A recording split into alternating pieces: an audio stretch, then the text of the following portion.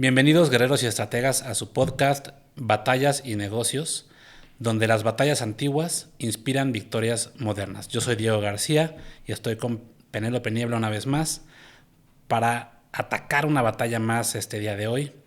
Hablaremos de la batalla de las Termópilas. Pen. Bueno, pues felicísima de compartir contigo y de irnos de lleno a conectar el pasado con el presente para traer todas esas estrategias que en el pasado se han quedado allí para darnos una lección que es un libro, la historia es un libro que nos dice muchísimas veces cómo pudiéramos haber hecho las cosas mejor, ¿no? Entonces aquí lo Correcto. vamos a platicar muy relax, muy a gusto y a todos los que nos estén escuchando ahorita, pues en un rato más quizá el estar escuchando este podcast nos lleve a tomar alguna decisión importante en algo que tenemos hoy, porque no hay casualidades. Correcto, Pen. Bueno, el día de hoy trataremos una de mis batallas favoritas, la batalla de las Termópilas. Continuaremos un poquito en el mood helenístico. La semana pasada hablamos de Alejandro Magno, la semana antepasada hablamos de Troya, entonces continuamos con ese mood helenístico, muchos años después, por supuesto, y bueno, con uno de los personajes también más legendarios, que no fue tan famoso ni cercano a Alejandro Magno, pero creo que es un personaje épico y que es el epítome de la valentía y de lo que es el sacrificio, que es Leonidas.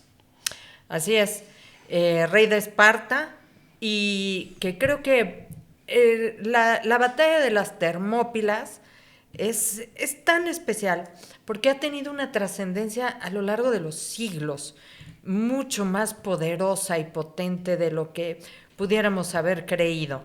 A partir de allí fue que se forjó Occidente. Podemos pensar en el momento de Alejandro de Macedonia, pero Leónidas es, digamos, el ejemplo de lo que se debe hacer y deber ser. Es el momento en el que los persas que perseguían a los griegos en ese momento van a entender que el mundo está dividido en dos y van a someterse después hacia Asia y van a dejar lo que luego va a generar muchísimas cosas en el clasicismo de Grecia. No se da sin esta batalla y no se da sin ese ejemplo de Leónidas. Correcto. Y bueno, como siempre, eh, me gustaría empezar Por el dando un principio. poquito, por el principio sí, y dando un poquito de contexto de geopolítico, como siempre, dónde estábamos parados. La mayoría de nosotros hemos escuchado alguna vez de las guerras médicas y la batalla de las Termópilas se lleva a cabo en la Segunda Guerra Médica. Para recordarles a todos ustedes, las guerras médicas fueron las guerras que se llevaron a cabo entre el Imperio Persa y los griegos. Una vez más recordemos, no era Grecia, sino las ciudades-estado que en algún momento forman la Liga Helenística. Estamos hablando del año alrededor del año 490, 480, ¿no? Por supuesto antes de Cristo. Y bueno, recordemos un poquito, Darío y Jerjes, Darío el papá de Jerjes, y la primera guerra médica es contra Darío. Las batallas probablemente, o la batalla por excelencia de la primera guerra médica es la famosísima batalla de Maratón, Así es, la la batalla de cual... Maratón, también legendaria Sí. y también crea un hito en la historia y en el imaginario colectivo. Ese es el tema, esos personajes que creo que ni Shakespeare pudiera haber armado de una manera tan especial Correcto. para darle a los griegos ese orgullo de ser griego. Entonces, Y, comienza con y, Maratón, ¿sí? y bueno, el general Milciades, que es el que dirige las tropas atenienses en Maratón. Cabe destacar una cosa muy interesante. No escuchamos, bueno, históricamente todos tenemos esta, bueno, no todos, pero muchísimos tenemos esta admiración por la disciplina y la capacidad bélica de los espartanos, ¿no? Entonces, legendarios los espartanos y las hoplitas espartanas. Sin embargo, cuando hablamos de Maratón hay que saberlo, los espartanos nunca llegaron a la batalla de Maratón. ¿Por qué? Tema interesante, un tema cultural. Sí, porque eran demasiado religiosos. es correcto. Eran religiosos. Y eran fechas de la carnea. Sí, eran las fiestas más importantes para los espartanos. De los espartanos. Y bueno, es que los espartanos aquí, ese es el tema que íbamos a vincular con las Termópilas. Es lo que Diego propuso. Dijo, vamos a ver cómo esta estrategia del pasado va a servir muchísimo para entender el tema de la mejora continua y de la capacitación y de la necesidad de equipos vinculados, ese trabajo en equipo y de alto desempeño. Sí. ¿Y por qué nos estamos yendo 2.500 años en el pasado? 2.500 años hace que fue la batalla de las Termópilas, hace relativamente poco en Grecia se celebraron estos 2.500 años poniendo un monumento a todos los caídos en las Termópilas. Ahí hay una estatua de Leónidas. Y también el recordatorio. Hay que recordar para saber quiénes somos, ¿no?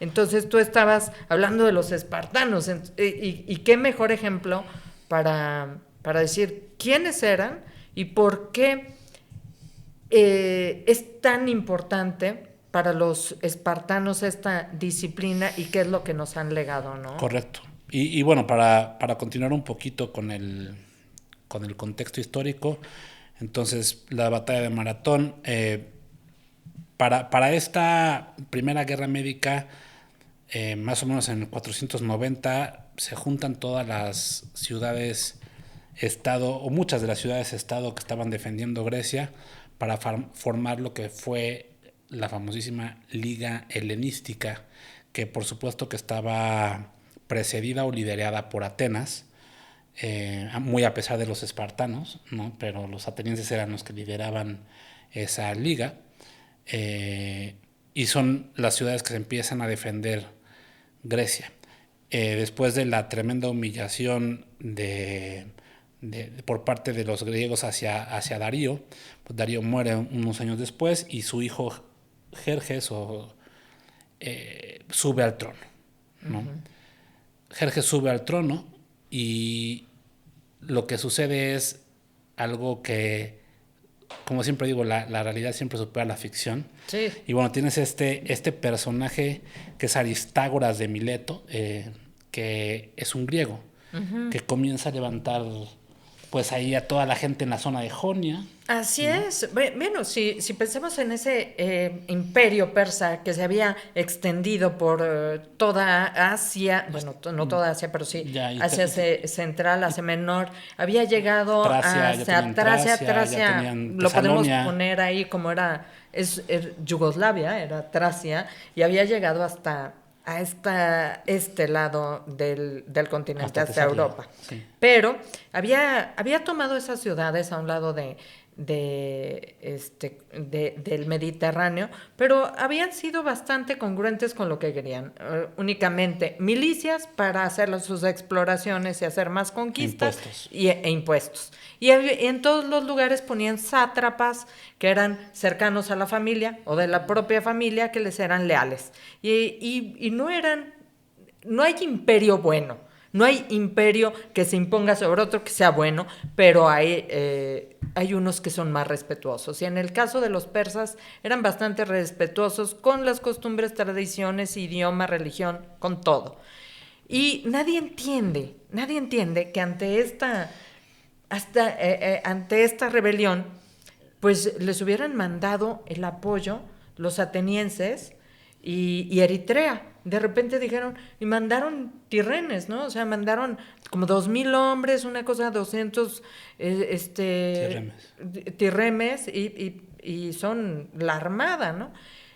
Y en este caso creo que mandaron muy pocos, mandaron como 20 tirremes y todo, uh-huh, pero apoyaron.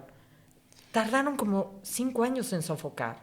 Lo sofocaron, pero nunca olvidaron. ¿Y qué es lo que sucedió? Lo que sucedió es que Aristágoras, que es este personaje que es un, bueno, le llaman Tirano. el tirano de Mileto, ¿no? Es un personaje casi como, me imagino de película, ¿no? Es un villano, un auténtico villano.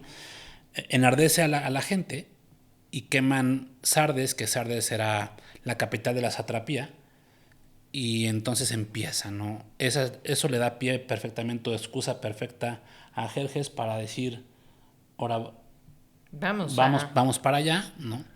Jerjes reúne un ejército como era costumbre y como lo revisamos en el podcast anterior de los reyes persas, de 250,000 hombres, igualito que el ejército de Darío II el Grande. Era un ejército conformado por gente de Egipto, caballería nubia, la gente de los persas y de todas las satrapías, como decía Penélope. Hacía una leva. Lo único que pedía el imperio persa a sus satrapías era gente y dinero. Entonces pues levantaban a toda la gente, hacían la leva y marchamos hacia Grecia.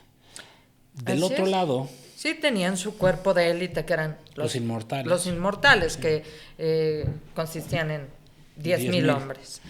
Correcto. Del otro lado, pues cuando se enteran los griegos que viene en camino el ejército persa, y aquí es donde empieza la parte que a mí me gusta muchísimo, porque la historia de los espartanos no puede describirse de otra manera más que como la definición del deber ser, como decía Penélope, y la valentía de lo que es defender lo tuyo, defender tu casa.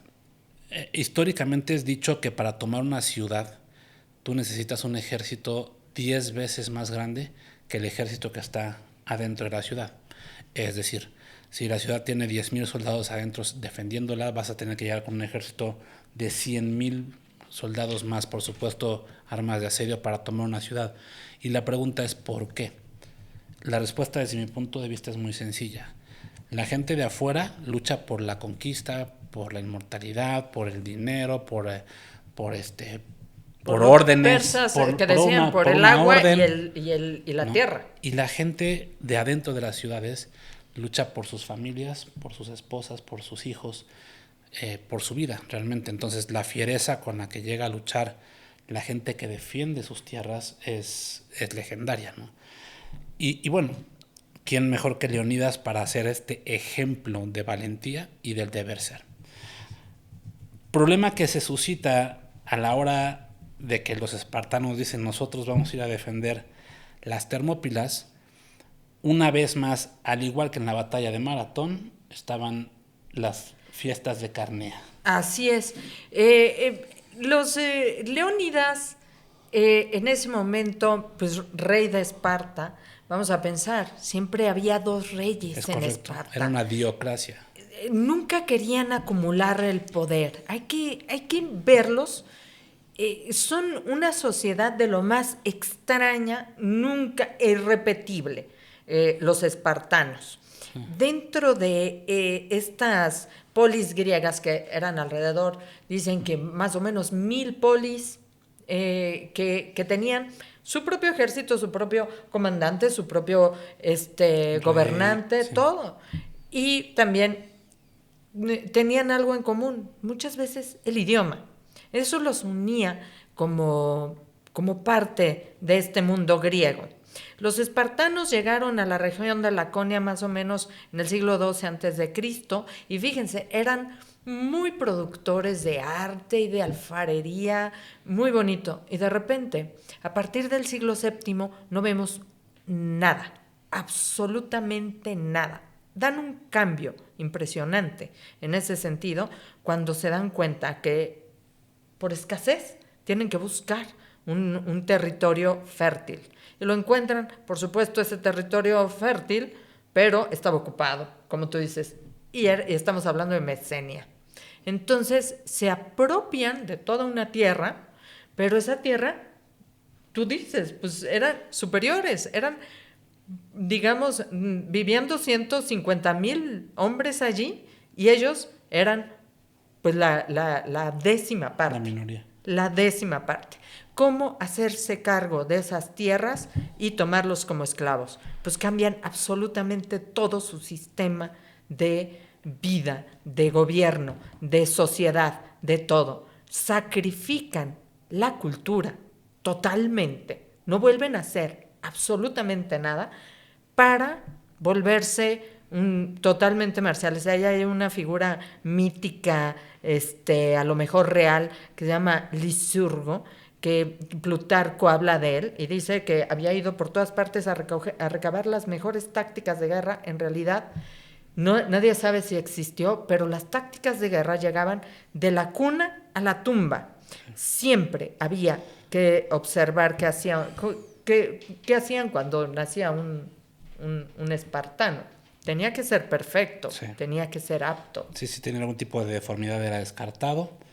Y después, bueno, el proceso que pasaban los niños a partir de los 7 años, empezaban el entrenamiento militar. Y la vida de un espartano y la sociedad espartana, coincido con Pen, es una sociedad muy atípica y que nunca volveremos a ver. Ahora, regresando al tema. El tema del día de hoy, como decía Penélope, es equipos de alto desempeño y la capacitación de las tropas.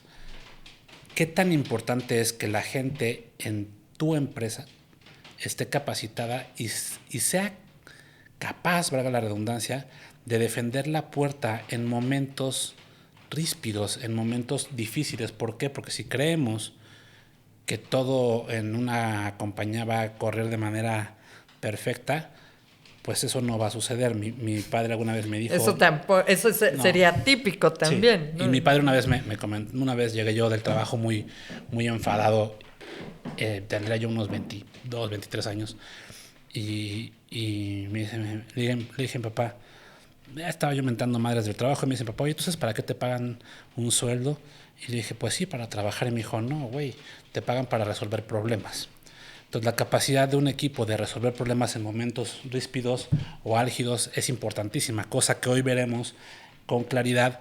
¿Qué tan importante es este entrenamiento brutal que sufren los espartanos a partir de los 7 años y cómo eso hizo la diferencia en la batalla de las Termópilas? Y otro punto a destacar sería, desde mi punto de vista, la elección del terreno. Ahora sí. Sí. No, eso fue fundamental, ¿no? Porque es fundamental. Bueno, otra de las claves en la batalla de las Termópilas, además de, por supuesto, el entrenamiento superior de las tropas espartanas, es la correcta elección del terreno. Me gustaría describir un poquito lo que es las puertas calientes o las hot gates, que es donde detuvieron a los persas. Para que ustedes se imaginen, del lado derecho tenías el mar, del lado izquierdo un acantilado, y en su parte más angosta, las Termópilas tienen un paso de entre 15 y 30 metros. Eso es lo que más o menos tiene de ancho. Entonces, ¿cuál era la apuesta de Leonidas? La apuesta de Leonidas era que la superioridad táctica y la superioridad de entrenamiento de los soldados o de las hoplitas espartanas pudieran detener a los persas, porque de esta manera los persas no iban a poder rodear a los espartanos y abrumarlos por completo. Entonces, esta elección del terreno es una de las piezas claves de la batalla. Creo que desde que había comenzado su periplo Jerjes para acercarse a lo que era su objetivo en sí, Atenas, pues habían decidido en principio que el primer terreno iba a ser el paso del Tempe, algo similar, algo estrecho. Sin embargo, los de Tesalia, de repente cuando se acercaron, pues recordemos que Tesalia y Macedonia eran súbditos de Jerjes, y Jerjes era conocido igual que Darío como rey de reyes, rey de las naciones, el gran rey, eso quería decir rey del mundo. Entonces esos eran sus súbditos, y lo que hicieron fue, pues no la llevaban mal, se pasaron del lado de los persas, y se iban acercando. El siguiente paso, vamos a pensar, iban ellos marchando, y por el otro lado iba la armada pegada en la costa. Sí. Entonces iban avanzando. Eso le servía muchísimo a Jerjes porque en los tierras, en los navíos que llevaba, pues llevaba toda la guarnición que necesitaban para que el ejército estuviera bien, en forma, proveído. Sí. Todas las provisiones las traían allí. Y ya decidieron el paso de las Termópilas, que para esto yo lo acabo de ver el año pasado y realmente uno se lleva una sorpresa porque no es el acantilado. Ya el mundo cambia, ahí se ve el calentamiento global, y ya por lo menos le ha ganado tierra al mar más o menos unos 5 kilómetros. Ya no es esos 15 metros o 30 sí, metros. Sí, se habla entre 15, 30 metros, que era el estrecho paso de las Termópilas, y ahora pues uno ve el valle de las Termópilas, ¿no? Pues sí cambia. Ahora, volviendo un poquito al tema de lo importante que era para los espartanos la religión, hace rato mencionábamos, una vez más, Leonidas va con, ahora sí, el oráculo de Delfos, ¿no? A pedir pues permiso para marchar con las tropas espartanas, lo cual es denegado. Uh-huh. Y aquí es donde empiezan a hacer la leyenda de los 300, ya que el oráculo le dice que pues no, al final del cuento estaban, como les decía hace un momento, en las fiestas carneas, y Leonidas dice, está bien, yo voy a tomar mi guardia personal, que son 300 soldados, eso sí es real, eran 300 soldados. Ahorita vamos a entrar en detalle de que no fueron 300 espartanos nada más los que defendían el paso de las Termópilas, porque se les unieron algunos otros griegos, algunos tracios, beocios, tespios, estaban tebanos, había pues de todas las regiones. Y eran alrededor de 7,000 soldados, ¿no? que defendieron el paso de las Termópilas, pero sin duda alguna eran punteados y todos agarraron valor porque iban 300 espartanos al frente, y definitivamente la disciplina y el entrenamiento espartano se cosía muy por aparte de todos los demás. Acadios también había un contingente de acadios, de hecho el más grande era de acadios, y bueno, entonces Leonidas marcha con sus 300 soldados, su guardia personal, hacia el paso de las Termópilas con el resto de los griegos, ¿no? Importante destacar cómo seleccionaron, y aquí entramos otra vez en un tema que podemos conectar con las compañías, cómo se selecciona a la gente, qué pruebas tienen que pasar las personas para entrar a tu compañía, cómo evalúas si alguien sube de puesto en tu compañía. Déjenme contarles un poquito, ¿no?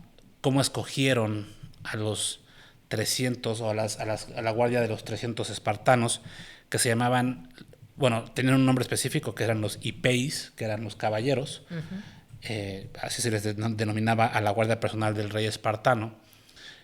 Y bueno, lo que sucedía era, primero, todos los niños espartanos a partir de los 7 años empezaban el entrenamiento. Todos los espartanos o todos los hipeis que marcharon junto a Leonidas hacia el paso de las Termópilas tenían entre 20 y 29 años. Ese es el primer paso, ese, digamos, vamos a llamarlo el perfil de puesto, ¿no? El perfil de puesto decía entre 20 y 29 años. Tomando en cuenta que Leonidas se habla que andaba arriba de los 50. Entonces, bueno, importantísimo. Siguiente paso, hubo una competencia para escoger a los mejores y más fuertes. Ya se imaginarán juegos tipo Juegos Olímpicos, en donde hubo batalla, en donde hubo lucha grecorromana, tiro con jabalina, lucha de espada. Es decir, llevaste a lo mejor de lo mejor, los que ganaron los juegos. Y una última parte que a mí siempre me pareció muy interesante y muy honorable por parte de Leonidas, uh-huh, es que él pidió, dado que en esta misión en particular, Leonidas fue muy transparente con su gente. Otra cosa que se admira de un líder, ¿no? Esa transparencia. Y él desde un principio, cuando empezó a hacer el reclutamiento de los 300 IPs, les comunicó que lo más probable es que murieran en batalla, porque esto era prácticamente una misión suicida, ¿no? Por lo tanto, una de las características que Leonidas les pide a todos los hipéis que lo acompañaron es que tuvieran al menos un hijo varón. Eso escuché, que todos tenían al menos un hijo.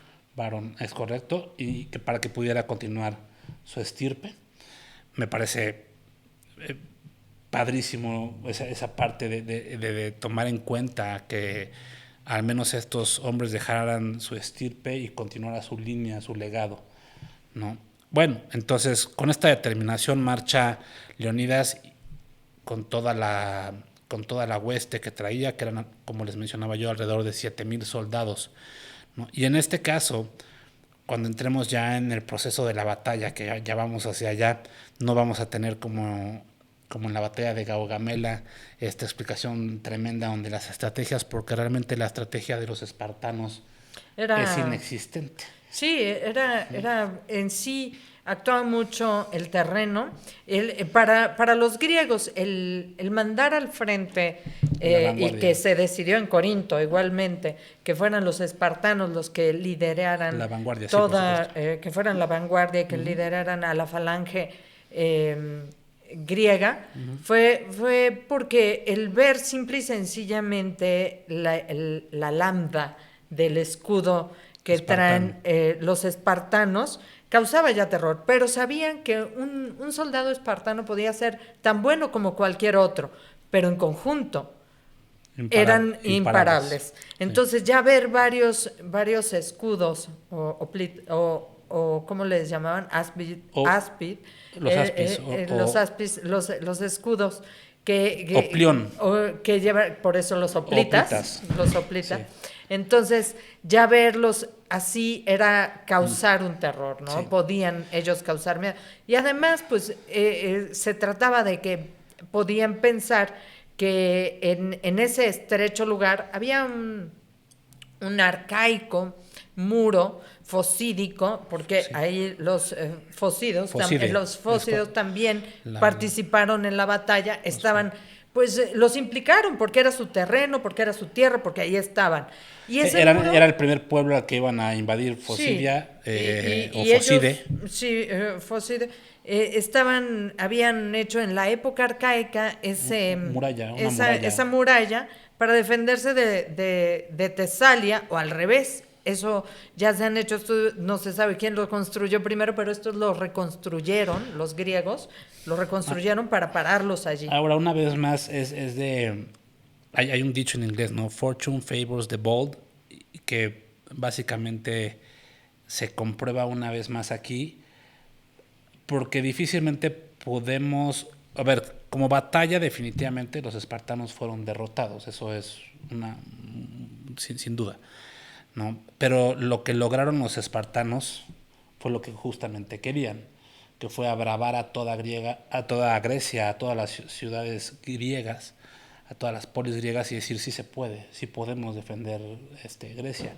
Y acto seguido, no acto seguido, pero tiempo después en la batalla de Platea detienen a los persas, pero que ese era el objetivo, digamos que principal de Leonidas. Leonidas nunca tuvo como objetivo, ni pensó que con 7,000 hombres él iba a detener una invasión persa de 250,000 pelados, sí. Más una armada. No. Él lo que quería era mostrar esta valentía y que se abravaran las ciudades, las polis, porque estaban entre que sí luchamos, en que no luchamos, y él dijo, mi sacrificio tiene que servir para... Y eso es parte de la narrativa también. Aquí podemos encontrar toda la narración de las Termópilas con Heródoto. Y Pausanias también. Sí, con Heródoto nos cuenta, y Pausanias, por ejemplo, Heródoto nos habla de, nada más quiero que piensen eso, dice que son 2,600,000 persas, sí, contra 6,000 más o menos contingente que iba griego.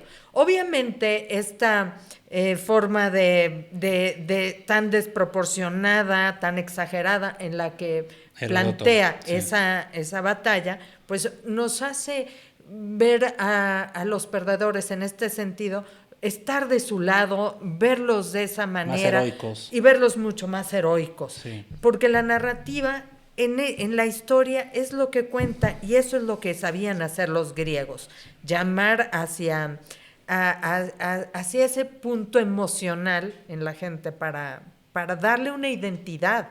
Eso es primeramente. Entonces, y ese era el objetivo real de Leónidas, nunca fue la verdad, detener. en el caso de Leónidas, no podía hacer otra cosa, creo yo, que estar allí por dos cosas. Era un espartano. Para eso había sido entrenado. Criado. Decían por ahí que nadie la pasaba, que todo el mundo la pasaba terriblemente en la guerra, menos los espartanos. A ver, Ellos los pasaban peor en Esparta. ¿Y hasta dónde llega el fanatismo espartano por la guerra? Déjenme decirles, para un espartano genuinamente era imposible pensar en regresar a casa después de una derrota. Imposible, ¿eh? Entonces, preferían 1000 veces morir en batalla que regresar a Esparta derrotados. Hay una de las crónicas comenta que dos soldados espartanos sobrevivieron a la batalla de las Termópilas. Uno se suicidó llegando a Esparta y otro murió en la batalla de Platea, ¿no? Entonces, realmente era impensable. Lo que dice Penélope es muy cierto. Cuentan las crónicas de Heródoto y de Pausanias que los espartanos festejaban el día de antes de empezar una batalla y que para ir a la batalla se arreglaban como si fueran a ir a una fiesta. Sí, o sea, estaban felices, ¿no? Que mandan a alguien del ejército de Jerjes a vislumbrar cómo se veían estos soldados espartanos y los encontró reluciendo sus armas y acicalándose y todo. Ellos estaban muy seguros, eran muy seguros de sí mismos. Por el otro lado estaba Jerjes, que confiaba en su número, confiaba en la cantidad que eran. Estaban, por mucho que se eleven o cambien las cifras, porque Pausanias pone más o menos arriba de 11,000 soldados del lado griego y pone más o menos 200,000 soldados del lado que persa. Que históricamente es la versión más también aceptada, entre 7 y 10,000 griegos contra 250,000 pues persas. La cosa cambia, pero sí hay una disparidad entre los dos. Y de todas maneras, el sentido del terreno era que no podían pelear todos juntos, sino que se tenían que ir uno contra uno. Definitivamente, pues ir llenando esos cupos, ¿no? Y el otro pensaba, ahora, pues igual puedo tardar aquí días, pero desmoralizaba a su ejército. Y las expectativas de Jerjes era de tomar el paso de las Termópilas en horas, si no es que en minutos, o sea.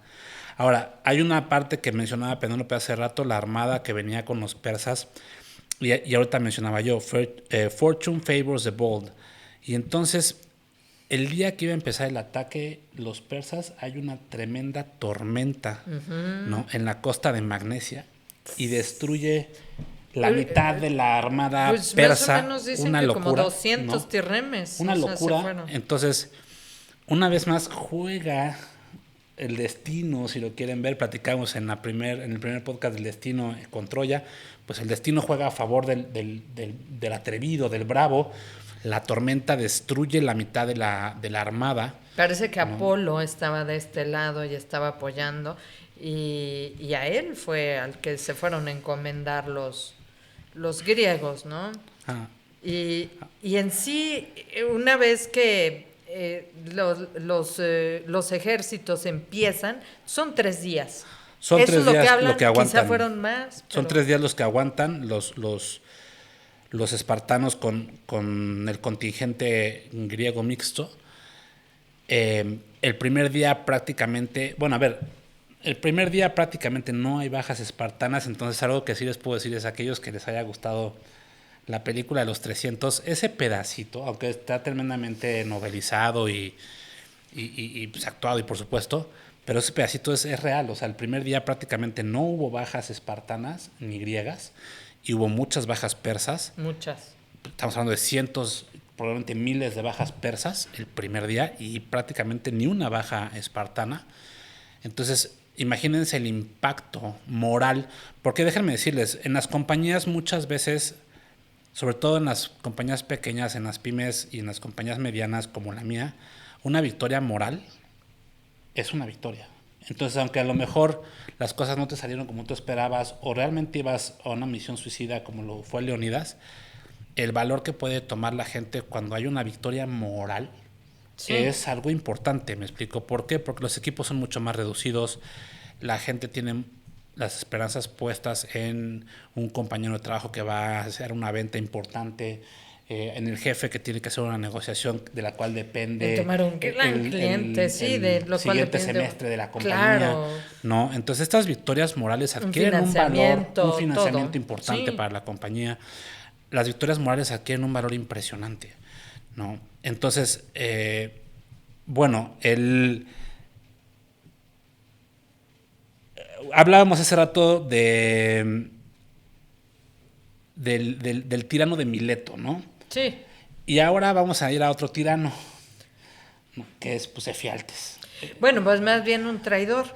En este caso, Sí. estamos hablando de por qué. O sea, ¿la batalla se pudo haber ganado? Sí, realmente sí, y con tan pocos. Cuando las cosas están a tu favor, pueden ir bien. Y estaba desmoralizado el ejército persa. Por otro lado, estos iban ganando siempre y sin parar, sin parar. Hay que tomar en cuenta que en medio hubo otra derrota para los persas porque al segundo día cuando Jerjes se da cuenta que los espartanos son unos monstruos, intenta mandar la armada a darle la vuelta, ¿no? Al cabo Artemisio. Y cosa que no se cuenta mucho ni se ve tampoco en la película, para los que basaron su versión en la película, los atenienses estaban defendiendo Artemisio y derrotan ahí también a la armada.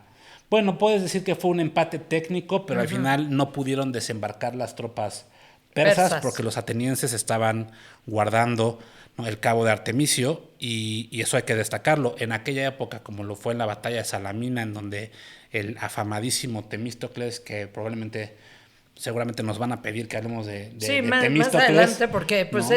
es contemporáneo. Sí, Ay. Temístocles es también un personaje muy interesante, pero en la batalla de Salamina, que es totalmente marítima, la marina o la armada más importante de los griegos, sin duda alguna, era la marina o la armada ateniense. Claro, y Que la son, había conformado durante años Temístocles. entonces, bueno, al final del cuento ese es otro pequeño puntito Esa ahí, es hacer una batalla anotación. diferente, pero en esto estabas con Efialtes, ¿no? Efialtes. Estábamos con Efialtes. Pero anterior a eso, creo que Leónidas, y sí hay escritos que así lo avalan, estaba consciente de un peligro que podían tener. Estaban ellos guerreando en ese pequeño estrecho y hacia atrás, pues como decía Diego, ¿no? El terreno por un lado estaba un acantilado y por el otro lado el mar. Entonces no había para dónde hacerse. Sin embargo, había dispuesto de más o menos 1000 fosidios. Estamos hablando que estábamos allí, en esa región, y había dispuesto más o menos a 1000 fosidios a cuidar precisamente la senda anopea. Los pasos de montaña la interior senda anopea, sí, del Calídromo, que era la montaña que tenían básicamente ahí, ¿no? era un pasito pues, de cabras, o sea, pero que lo conocían muy bien, los fosidios. Los fosidios, pues era su terreno, era su vida, ahí estaban. Entonces los manda a contener ahí si cualquier cosa sucede. Fueron muy negligentes. Por el otro lado tenemos a Efialtes, que fue precisamente venía de Tesalia, era Efialtes de Tesalia, y no se puede contar con eso. Lo traiciona por alguna recompensa y le dice, yo puedo comandar, le dice a Jerjes que podía comandar a su guardia de inmortales por los estrechos pasos de montaña. Bueno, ahorita por que el mencionas a los Calídromo. inmortales, importante decir, el segundo día de batalla, porque el primer día de batalla Jerjes avienta infantería ligera y un poco de caballería y ver qué pasaba, ¿no? Pero el segundo día de batalla los inmortales atacan a los espartanos y tampoco pueden con los espartanos. Entonces ahí es donde realmente te das cuenta que ahí sí fue fuerza élite contra fuerza élite y los espartanos no se doblaron. No, y estamos hablando de que en ese momento estaban usando una tecnología de vanguardia, nos los podemos imaginar sobre todo a las élites persas con estas carcasas escamadas de metal. Livianas y muy resistentes, ¿no? Esa sería la tecnología en esa época. Todo. Entonces, del otro lado, pues también teníamos algunas, a lo mejor, corazas de bronce, sí. Pero en realidad las que más se usaban eran de lino endurecido o acolchado, ¿no? Y era la manera en cómo se defendían. Sí tenían una gran industria militar en Persa, los persas, perdón, pero como tú dices, no podían avanzar, no podían avanzar. Y ahí es donde le llega a Jerjes la manera de acercarse. Sí. Obviamente con una maniobra de envolvimiento y dando la vuelta por los pasos de montaña del Calídromo hacia la retaguardia. Interesante darse cuenta, para todos aquellos que están viéndonos, ¿cuál es el valor real de un equipo de alto desempeño? ¿Quiénes son ustedes en su compañía? ¿No? Darse cuenta quién eres tú, Leonidas, eres un espartano, y el valor que tiene realmente que tú seas un espartano para tu líder. Porque hoy tal vez, en conjunto con Leonidas, sus espartanos o sus hipeis son los protagonistas de la historia, ¿no? Hablamos de un contingente de 7,000 griegos aproximadamente, de los cuales 300 son espartanos. Esos 300 espartanos bastaron para darle valor a los otros 6,700 griegos, si hubieran sido 7,000. ¿Quién eres tú en tu compañía? Identificar si realmente tú eres un espartano, si eres Leonidas. Y qué bonito sentirse un espartano en su compañía, ¿no? Yo la verdad es que creo que ninguna compañía sería posible sin los empleados. No hablemos solamente de Leonidas y del líder, sino de las tropas en este caso. Creo que la semana pasada nos concentramos muchísimo en Alejandro Magno y en la falange macedonia, pero hoy hablemos también de las hoplitas. La unidad de falange espartana, las hoplitas o las óplitas, funcionaban, como decía Penélope en un principio, como si fueran una sola unidad, como si fueran un solo cuerpo, ¿no? Entonces el escudo se llevaba en la mano izquierda, te cubría la mitad del cuerpo a ti y la mitad del cuerpo al compañero de al lado, con lanzas en medio. Realmente eso hacía una imagen impresionante. A la hora de hacer una carga, pues es que ibas contra un muro de picas, ¿no? Contra un muro de lanzas. Y más que nada, mentalmente, ese cuerpo de hoplitas estaba unido desde siempre. Tan así era que a los espartanos, una vez a todos se les obligaba a que tenían que casarse. Pero el casarse significaba ir a su casa en la noche a hurtadillas y intentar preñar a su mujer. Había hombres que en 30 años no habían visto a su mujer de día. Uh-huh. Y realmente regresar a su lugar dentro de sus deberes como ciudadano espartano y como militar. Entonces, su hermandad era a prueba de todo. Era continua, habían crecido juntos desde los 7 años hasta el momento de la batalla y no conocían una sola cosa. Eran conocidos como los homoioi, los iguales, y estos iguales veían no por sí mismos, sino por el conjunto, por el grupo. Sí, era una mentalidad de equipo. Totalmente. Sí, podía ser mucha la y esto es capacitación, pero era la mentalidad. Y esto es importantísimo para todas las compañías, ¿no? El hecho de pertenecer a un equipo, el hecho de pensar en el bien del equipo antes de pensar en uno mismo, esto es algo que si se logra en una compañía puede ser imparable. El problema es que en una compañía tienes muchas veces esta persona que solo le preocupa ganarse él su quincena y cobrar él su quincena y realmente no se preocupa por el bien, irse de vacaciones, ¿no? Pero realmente, si tú tienes un equipo y ese equipo empieza a entender que si a la compañía le va bien, a todos les va bien, empiezas a hacer un equipo en serio. Eso también depende muchísimo del liderazgo y creo que Leonidas era un gran líder, ¿no? Ahora, estábamos en el día 3 ya cuando Efialtes, ¿no?, les dice vamos a caminar por la senda anopea y entonces damos a dar la vuelta y les caen por atrás a los espartanos y a los griegos. Los Cuando combaten Leonidas, y por dos y frentes. esto es una parte importante del liderazgo de Leonidas, cuando Leonidas se entera, porque él se llega a enterar antes, Sí, claro. cuando efectivamente la gente de Fócide, ¿no?, viene un mensajero a decirles ya nos dieron la vuelta, ya nos atacaron acá y ya nos cayeron. No los pararon. No los pudimos tampoco, parar. los sorprendieron. No. Así. Leonidas en ese momento toma una decisión de lo más noble. Y entonces Leonidas voltea con sus tropas y dispensa o suelta a prácticamente todas las tropas que no son espartanas. Les dice, váyanse porque nos vamos a morir. Ahora sí ya no hay cómo pararlos. Es un hecho que no se van todos. Él se podía haber ido y aguantó. Pero no se quedaron nada más los espartanos, eso también hay que destacarlo. Se habla de que un contingente fuerte de beocios y por supuesto los ilotas, no mencionamos hace rato los ilotas, pero los ilotas son importantes. Los ilotas básicamente eran los esclavos de los espartanos. Y los ilotas y un contingente fuerte de beocios y a lo mejor uno que otro Se habla en las crónicas que había 700 tespios. Que pues nadie habla de ellos, o sea, pasaron inadvertidos, y también 400 tebanos. Y esos son los que se quedan a defender. Todos los demás, los acabios y demás, anónimos, se van, se retiran y quedan 500, 600, 700 pelados para defender el paso y lo defienden hasta el final.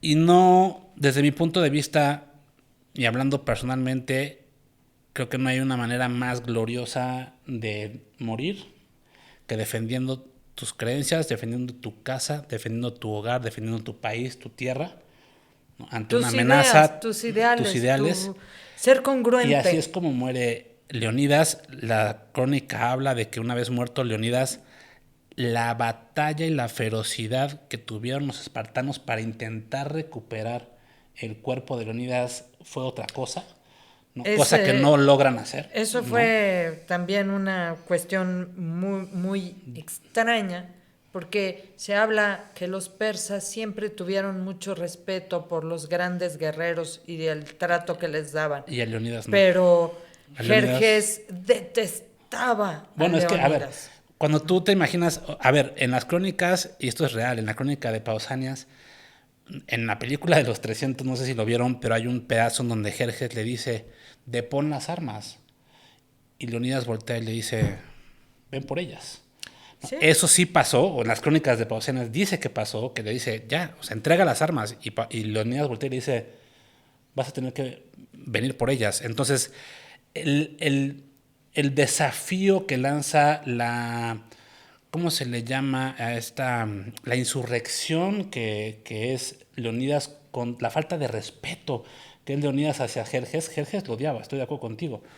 Y ese respeto que normalmente mostraban los persas desaparece porque a Leonidas le cortan la cabeza. Sí, de hecho, y la montan en una pica. La manda por la cabeza y la muestra en una pica como para escarmiento. Hay que decirlo, algunos días después, un contingente de espartanos recupera el cuerpo de Leonidas y ya pudriéndose y lo entierran ahí mismo en el paso de las Termópilas y algún tiempo después lo vuelven a desenterrar, sacan los huesos y entonces ya se lo llevan a Esparta y le hacen todo un monumento y lo que tú gustes y mandes. Y es lo único que dice el monumento, está el monumento a Leónidas con los nombres de los espartanos. Y en griego dice molon lave, que quiere decir ven por ellas. Eso es todo. Y están los nombres de los 300. De los 300 espartanos. Y entonces, para mí la historia de hoy, más allá de una gran estrategia de batalla, habla de la valentía, habla del honor, habla del valor del entrenamiento, del valor del trabajo en equipo, de la inteligencia para escoger el terreno de batalla, ¿no? Y de tener un objetivo más allá de una victoria hoy. ¿Por qué? Porque no todas las derrotas de hoy son derrotas de mañana. Esto es importante. Es decir, a veces nos toca, como digo yo vulgarmente, tragar camote en las oficinas y decir, oye, cabrón, ni modo, hoy me derrotaron. Pero mañana no va a ser lo mismo, ¿me explico? Hoy tuve que aguantar esta derrota porque mañana vendrá otra cosa. Es decir, no rendirse, muchachos, no rendirse tan fácil. Leonidas nunca tuvo como objetivo el derrotar a los persas en las Termópilas. Tanto es así que a todos los hipéis que llevó les pidió que tuvieran un hijo porque sabía que era una batalla suicida. Sin embargo, como dice Penélope, coincido totalmente. De no haber sido por Efialtes, quién sabe, ¿eh? Igual los detenían ahí Sí, porque les iban a quitar el hambre de guerra. O sea, realmente la victoria hubiese sido posible. sí. Pero Efialtes, mira, todo al final pasa hasta nuestros días, 2500 años después, gracias a esas crónicas que también exaltaban. A lo mejor sería un error desmitificar y decir, híjole, sí, la verdad son muy exageradas las cifras que da Heródoto para todos los que iban en el ejército de este lado. Sí, eran exageradas, pero también se escribió con un motivo. Y se escribió de esa manera para que llegara a nosotros, precisamente, no a nosotros, primeramente a los griegos, y les diera una identidad. Esto termina con digamos, la edad oscura, que en las que se sitúa en la edad arcaica, primero la edad oscura, la edad arcaica, y acaba con eso, y da paso a la Grecia clásica, al desarrollo de las artes, al desarrollo de la filosofía, del pensamiento, de la astronomía, de tantas cosas que hoy en día nos hacen ser occidentes. Y esa fue la repercusión enorme. La repercusión estuvo en, ¿por qué me voy a quedar aquí? Porque les voy a dar tiempo, una semana, una sola semana, para poder evacuar, sí, por un lado, evacuar la ciudad. Esperanza. Claro. Porque al final del cuento el tiempo era básico, pero había indecisión entre los griegos, ¿eh? O sea, no sabían si defenderse o rendirse. Siempre hay de los dos bandos, no te puedes imaginar. Siempre hubo estas, digamos, diferencias entre las polis, que tiempo después también quiso utilizar Jerjes con... precisamente pensando que le estaban volviendo a traicionar a los griegos en la siguiente batalla, pero en esta lo que buscaban era una sola cosa, tiempo para evacuar a toda la población de Atenas. Necesitaban marchar al otro lado porque se trataba de miles, de cientos de miles de civiles, de personas que iban a perecer. Ese era el objetivo persa. Y lograron, los llevaron a Salamina, los sacaron de allí y la mayor parte llegó a Salamina. Cuando llegaron los persas, sí saquearon Atenas, sí, incendiaron la Acrópolis y fue algo terrible, pero ¿qué hubiera pasado si hubiera estado habitada? Eso fue lo que impidió. 300 soldados derribados, espartanos muertos, asesinados en las Termópilas, evitaron que murieran cientos de miles en Grecia. Sí. Eso, digo, en Atenas específicamente. Y bueno, y desde mi punto de vista, ¿no? La lección de hoy es diferente, no es tanto de estrategia como mencionaba yo hace rato, de valentía, de honor, de darte cuenta que las batallas tienen sacrificios y que esos sacrificios dan esperanza, y dejarles la pregunta, ¿no? ¿Quiénes son ustedes en su compañía? ¿Son Leonidas? Es parte importante y padrísimo empezarte a identificar con estos personajes porque son personajes que hicieron cosas impresionantes, y desde mi punto de vista mucha de la gente que pone negocios hoy en día pues hace cosas similares, ¿no? Poner negocios hoy en día es una batalla misión impresionante. ¿Quiénes son ustedes los que no son empresarios y trabajan en una compañía? Los IPs son los que acompañan a los líderes, son estos equipos en los que puede contar el líder y que trabajan por el bien común de la compañía y que están dispuestos a sacrificarse y a morir con su líder. Pues espero que Pues a lo haya mejor, muchos sí. espartanos y espartanas allá afuera. Entonces, bueno, esperando que hayan disfrutado de este episodio Que nos y guste, que se queden reflexionando sobre la lealtad, los ideales y la valentía que hoy en día hace mucha falta. Fui Diego García, buenas tardes, buenas noches o buenos días. Fue un placer estar con ustedes hoy, nos vemos en la próxima batalla.